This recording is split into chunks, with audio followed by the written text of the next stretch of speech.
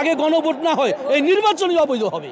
এত রক্ত এত ত্যাগ বৃথা যাবে যদি সুষ্ঠুভাবে গণভোটটা হতে না পারে। গণভোটের ব্যবস্থা করতে হবে নভেম্বরের মধ্যে বা ডিসেম্বরের ফার্স্ট উইকের মধ্যে। এই যে বিপ্লব, এই বিপ্লবকে স্বীকৃতি দিতে হলে অবশ্যই জাতীয় নির্বাচন আগে গণভোট দিতে হবে।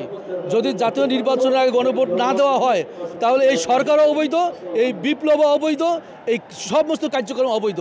সুতরাং সরকারকে বৈধতা আসতে হলে এবং বর্তমান বিচার বিভাগও বৈধতা আসতে হলে এবং এই বিপ্লবকে বৈধ দিতে হলেও অবশ্যই জাতীয় নির্বাচনের আগে গণভোট দিতে হবে। আমাদের দাবি হইল যে আগে গণভোট হবে, তারপরে জাতীয় ভোট হবে।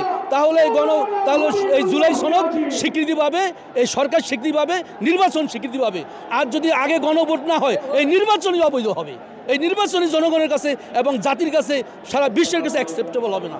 আমরা জনগণের প্রত্যাশা অনুযায়ী আমরা মনে করি যে জুলাই যে আন্দোলন, এই আন্দোলনের আইনি ভিত্তি ছাড়া নির্বাচন হবে অকার্যকর এবং এই জন্য জাতীয় নির্বাচনকে কার্যকর করার জন্যই এখন সরকারের পক্ষ থেকে আদেশ জারি করতে হবে এবং গণভোটের ব্যবস্থা করতে হবে নভেম্বরের মধ্যে বা ডিসেম্বরের ফার্স্ট উইকের মধ্যে এবং এর আলোকেই জাতীয় নির্বাচন হবে। জনগণ স্বতঃস্ফূর্তভাবে সেই জাতীয় নির্বাচনে অংশগ্রহণ করবে, জনগণের প্রত্যাশা পূরণ হবে। এটা জনগণের দাবি, গণভোট আগে হওয়া এবং তার ভিত্তিতে জুলাইয়ের যে প্রত্যাশা এটা যেন বাস্তবায়ন হয়। এত রক্ত এত ত্যাগ বৃথা যাবে যদি সুষ্ঠুভাবে গণভোটটা হতে না পারে। সুতরাং এই কারণে আমরা চাচ্ছি আগে গণভোট হোক, শহীদের প্রত্যাশা পূরণ হোক, তারপরে এটা লেভেল প্লেইং ফিল্ড করে সংস্কারের মাধ্যমে নির্বাচন হোক।